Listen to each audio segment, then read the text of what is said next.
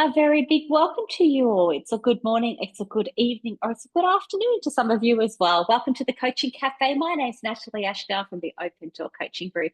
And today we are talking about performance conversations and bringing it home strong. So, a summary of the conversations we've been having over the last 4 weeks. And let me say hello to you, Paula Jones Hunt, our resident HR specialist. Hello, everyone. So before we begin, as always, let us acknowledge the traditional owners and the custodians on the lands on which we're all meeting today and their continuing connection to the land, the waters and the communities of Australia and the lands from all around the world, wherever you might be joining us today. We pay our respects to them, to their elders past, present and emerging, and elders from Indigenous communities from all around the world. Well, welcome. Our agenda today is to have a discussion and a summary of the last few coaching conversations that we've been having. So we're wrapping up the performance conversation season today, getting ready for a new Coaching Cafe season to start soon.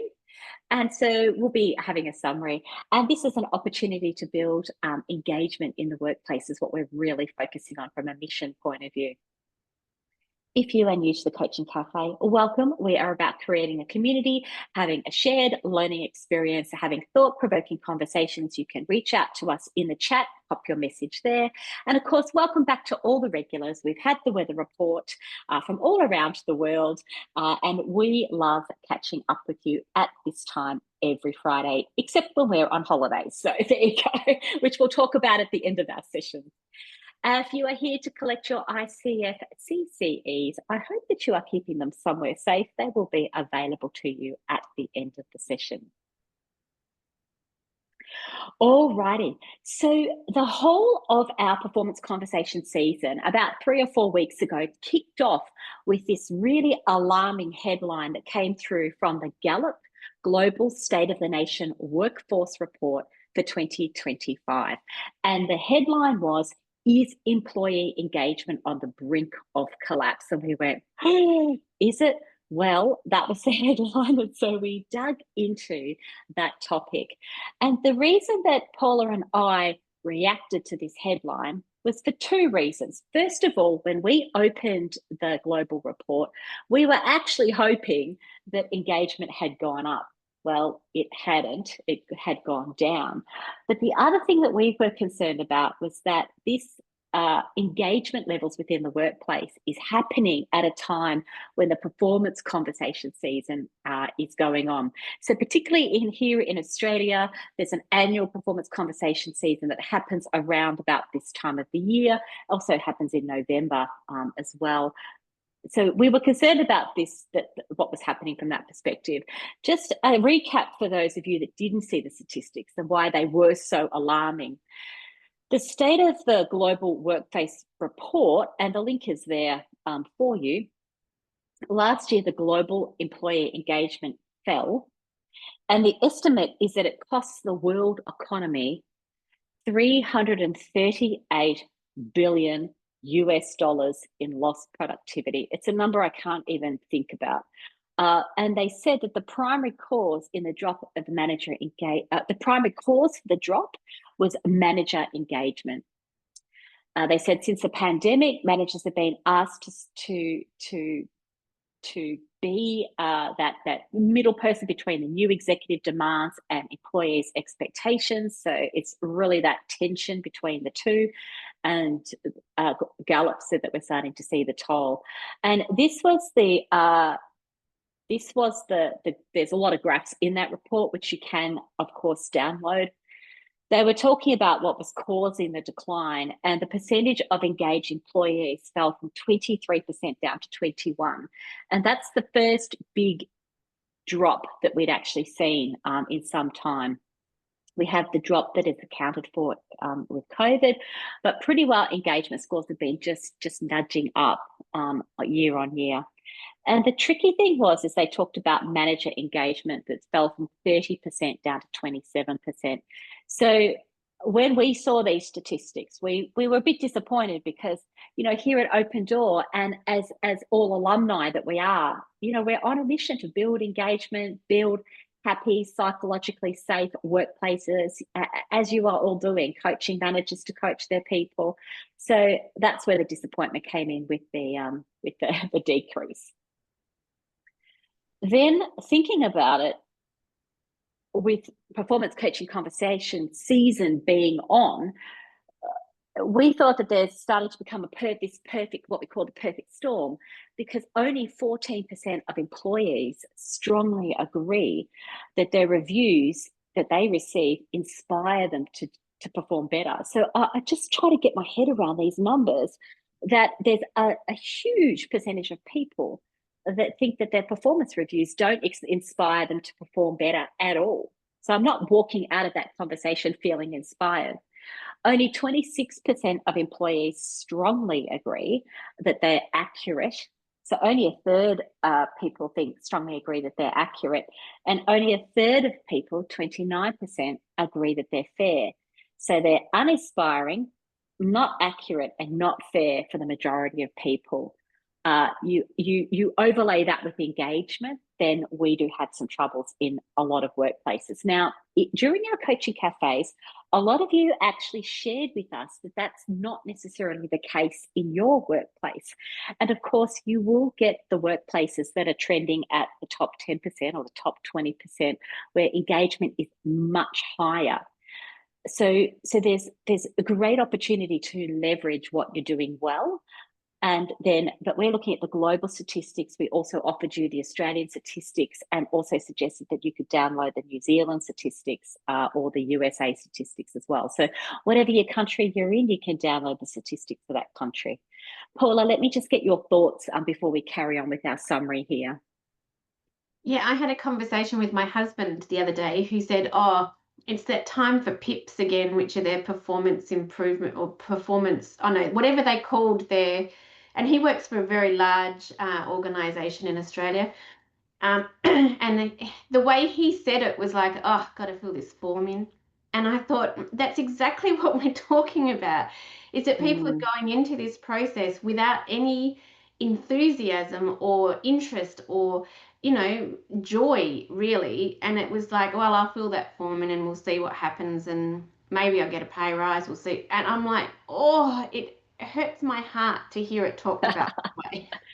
It does. I think I appreciate that too, Paula, because when we're so engaged ourselves and we're trying to make a difference here, as all of you are on the line, listening to this on your favorite streaming service, of course, you're coaching your managers to coach your people, you're working on engagement.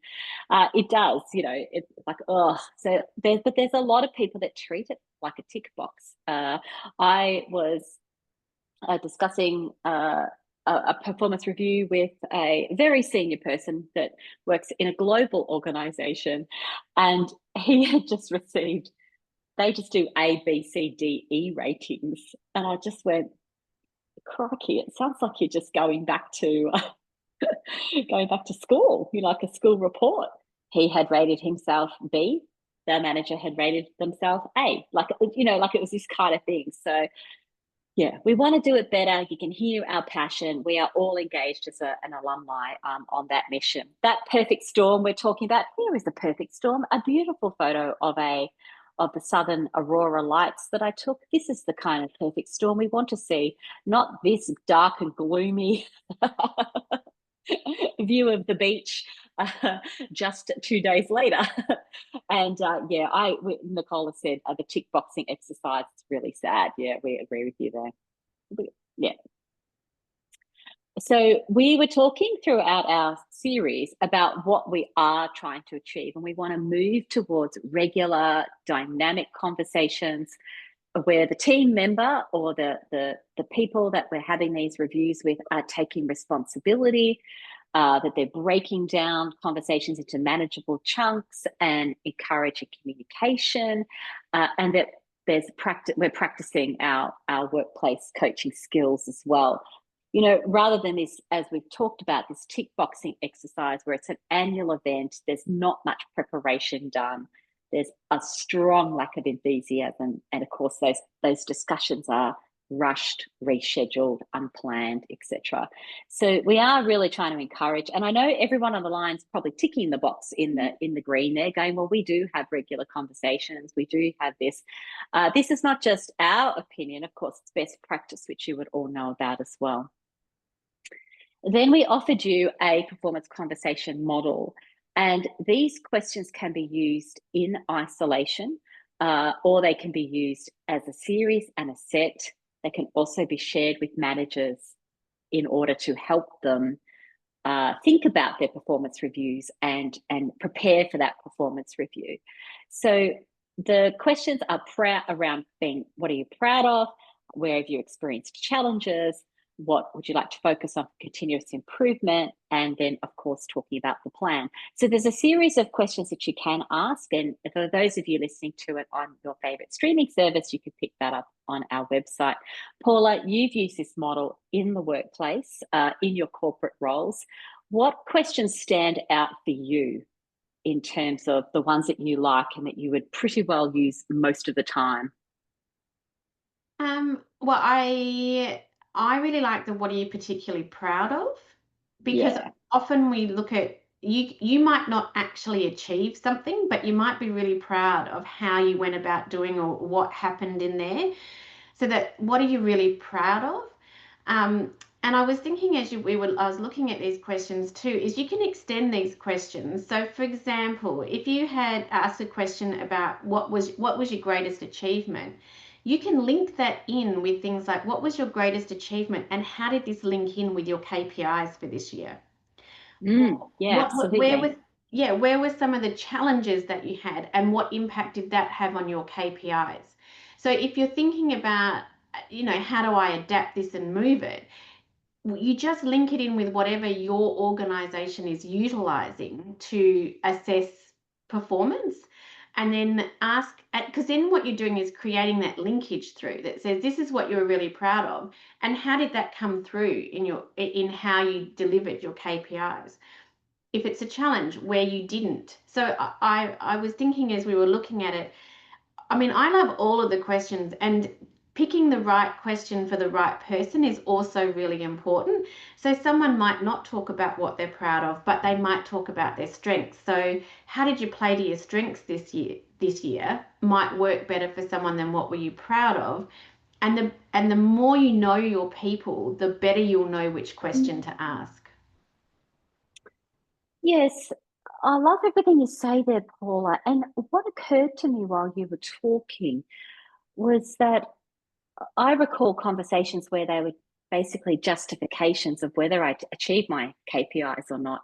And if I didn't achieve my KPIs, then I go into that conversation trying to justify why I didn't, which then creates defensiveness. And it's all a talk about, did you hit the targets? Did you not hit the targets?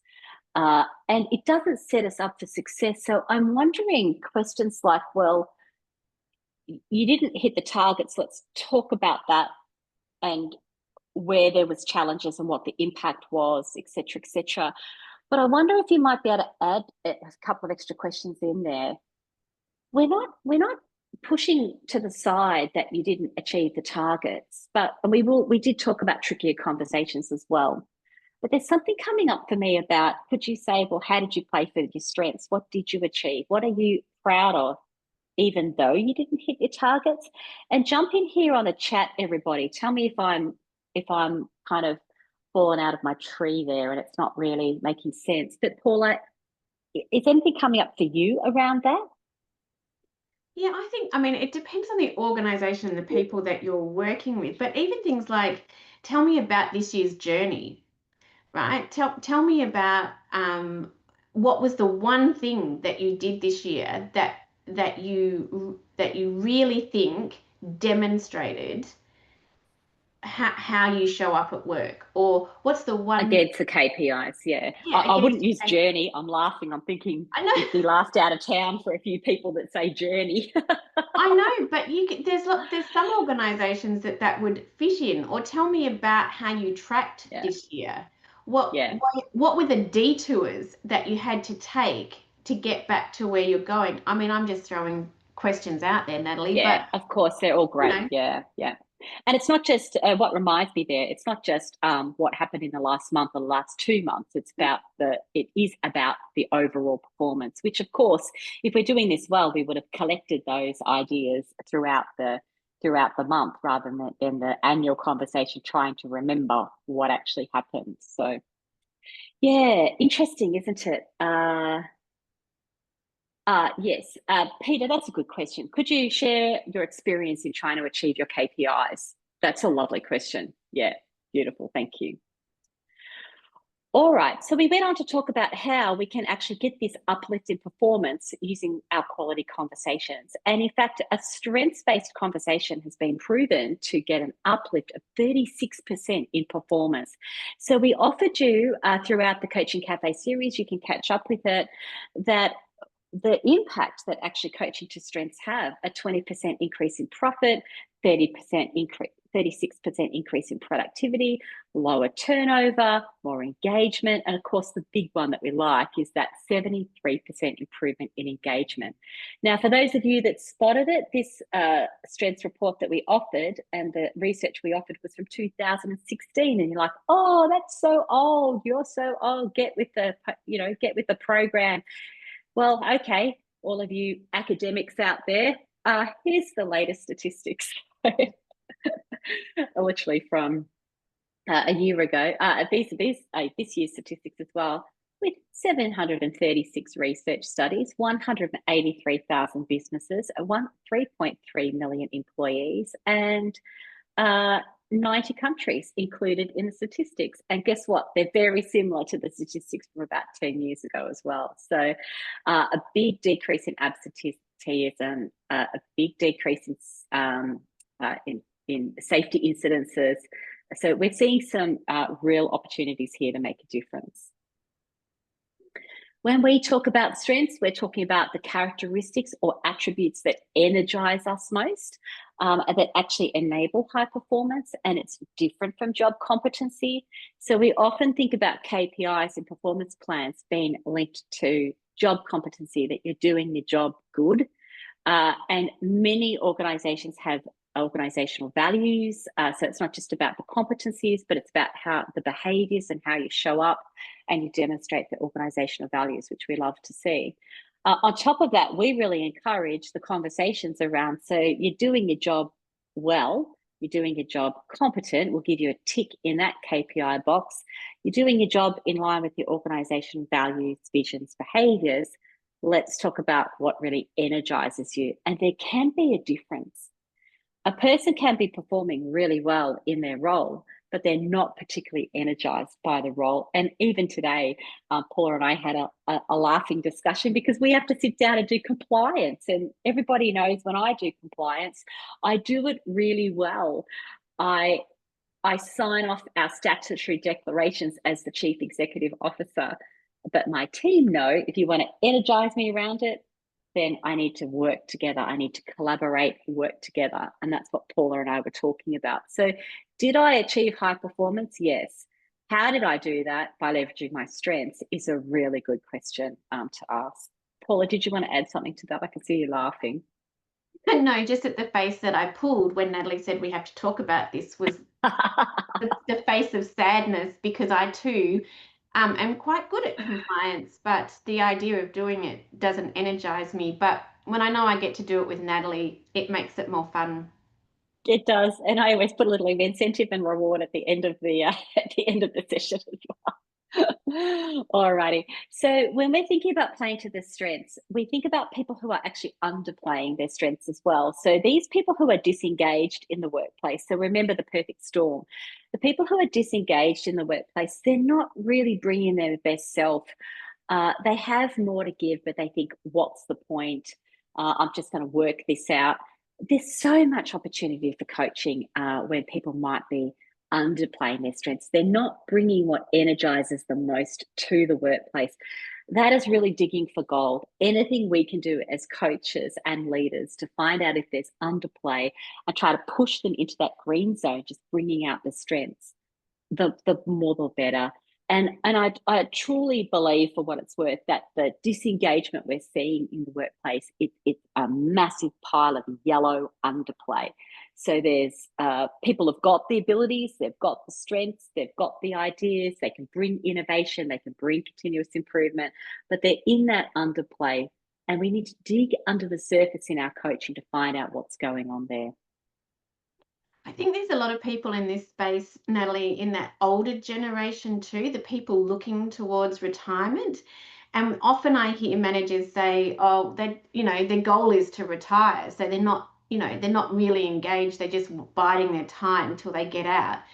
But my question is, but how do they want to get to retirement? Not how do you want to get to retirement from I've got enough money, but how do you want to play out the last few years of your working environment? What are the areas that you really enjoy, and how can you contribute and share that knowledge and experience that you've got on your journey? I know I've used the word journey twice today, Natalie. On your way there. How do you make that time enjoyable and fun rather than just waiting your time, but biding your time, which sounds terrible. That sounds, you're dragging yourself to work every day. How do we better work with those groups of people to get them energized in the work that they're doing before they finish? It's a great question because we want them to finish on some sort of proud moment. Let them finish feeling proud about the work they've done. I wouldn't necessarily say let them finish feeling energized, but let them feel believing that they've left a legacy, that they've made a difference, those kind of things. And there's lots of coaching that can happen around that, of course. Yeah, there's lots of opportunity. There's no doubt. There's no doubt about that. We've got strengths profiles that people can tap into if they want to look at what are the strengths.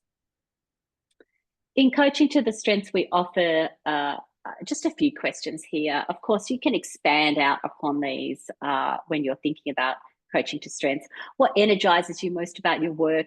How do you bring those strengths to your work? What does it look like, feel like to play to your strengths?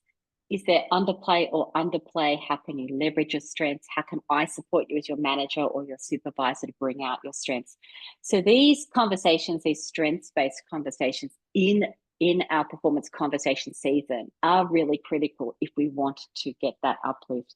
Now, for some people, I know the discussion about strengths feels like we're strumming guitars and hugging trees and skipping through the daisies, but truly the statistics and the numbers are there in terms of the approach to strengths-based conversations and the difference it makes to the bottom hard line. So we can have a think about that as we go along. I often use that. Sorry, Nelly. I often use that when I've got difficult things and I go, well, what strengths could I use that to bring to this that would make a difference? And I know that it works. So there's no skipping through day. And I've worked with managers, and when you talk with them and you say, I think people don't recognize their own strengths, but when you ask them this question, well, where do you think your strengths are? And then how can you utilize these strengths? It's actually a game changer because there's a piece of confidence in them that when they identify what their strength is and how they can use it, it just lifts them. And if we've got managers who are sitting in that disengagement space, disengaged managers are just going to create disengaged teams, and that's not what we want. So how do we lift our managers so that they are lifting their team? And strength is definitely the space to do that. Yeah, excellent questions. I always think when we're having these coaching cafe conversations, like it's almost like I want to pause and write down all these questions that we are generating together, but you're also generating yourself there, Paula. And we talked about coaching for tricky performance conversations, and perhaps the most interesting one that I had more recently is a person that put up their hand when I was delivering a program, and they said, what do you do if the person has no strengths? And I thought the person was joking, because I thought, what kind of question is that? Like, what are you talking about? Are you talking about your people? Do you think they have no strengths? And that was what the person was actually referring to. They thought that the people that they work with, that they're manager for, have no strengths. So we need to also talk to managers about their mindsets and to be looking for a strengths-based approach as opposed to, well, my people got no strengths, what do you do about that? So I've had some very interesting pushbacks on this over the years. So anyway, my answer to that, by the way, was I wonder what it would look like or feel like. I wonder what it would be like to work for a manager who thinks I have no strengths. And I just did a bit of a mic drop on that and carried on. So anyway, that took us into, though, our conversation about tricky conversations. And we laughed about, well, are we pulling rabbits out of a hat here? And we had the conversation around it's not all rainbows, lollipops, rabbits out of hats. What do we do when people are underperforming? What do you do then? And we offered you this really important model. I remember designing this model and trying to keep it simple. And I thought, isn't it just great to have a simple model that gives us a framework that we can coach off the back of, and you can draw it up yourself. And basically, imagine at the bottom, you've got a circle where you've got reality, and then you draw that arrow to where you want to be, what the expectations of the role are, and where you want to be. And we talk about performance in terms of not underperformance, we cross that out, but we think about performance and when we're talking about people who need to shift, lift, raise, or change their performance. So if someone is not meeting their expectations, and this is the reality, then what do they need to do to shift their performance, to lift, to raise, or change their performance? And it's a step-by-step approach. What options do they have? What will they do? Turn that into an action plan. This diagram is on our blog if you want to pick it up, for those of you listening online.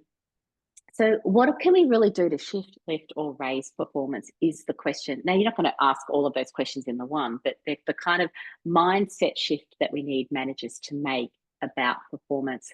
And what I like about this simple framework is that it can be used for all types of performance. So I've thought about where areas where I would like to perform better in my personal or professional life, achieve my goals, hit the expectations in terms of my goals.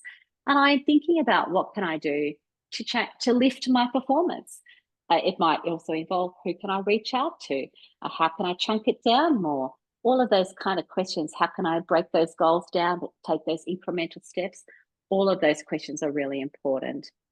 Paula, a couple of comments here. I realise we're right on time, but a couple of comments. Yeah, I know for some reason it just hit me that really this really links in with it's one coaching conversation at a time. So Yeah. if you're having regular coaching conversations, you can do this because it's one step at a time. It's not how do we leaps and bounds move forward. It's like how do we move forward one step, and then how do we build on that, which is that whole philosophy of great coaching conversations that happen all day, every day. Yeah, it's a great summary there too. And I am thinking about those regular coaching conversations and how we implement that so that it builds up. Of course, all of those tips and tricks we have about, the annual performance conversation is not the only conversation you're having throughout the year. We're building this up over time, and we're thinking about incremental changes and incremental achievements of goals. And of course, we are thinking about anything that we introduce to you from a coaching point of view, all has to be done within the organization's parameters, the policies. So you will be putting people on PIPs or performance improvement plans or performance review plans. Whatever the organization has in terms of organization processes and procedures still have to be implemented. And at the same time, you can introduce these coaching questions as well to make a difference if you are putting someone on a formal, they've got their first warning or second warning or whatever it might be. So you can put the person on the plan that you have, or you can use some of the templates we've got, whatever works for you. We do know that when employers provide training, it enables people to thrive from levels of 28% up to 30%. But the interesting statistic for me is if we have training and then someone actively encourages their development, Manager thriving increases and even further to 50%. These are the things like you all know, you've all done your coach training, you know the difference we can make here. So of course we encourage you to think about training and specifically our training, because if you invest in level 1 or level 2 accredited coaching programs with us, or they are also government accredited at the Cert 4 or diploma level, you will look like this very groovy llama that we have. We can guarantee that your level of grooviness will go up if you invest, particularly at the end of financial year, in our program. So there you go. That's the advertisement. We'll stop it there. We'll say thank you, everybody, for your coaching. Thank you for all the work you're doing to build engagement in our workplace. And we say, most importantly, enjoy your coaching.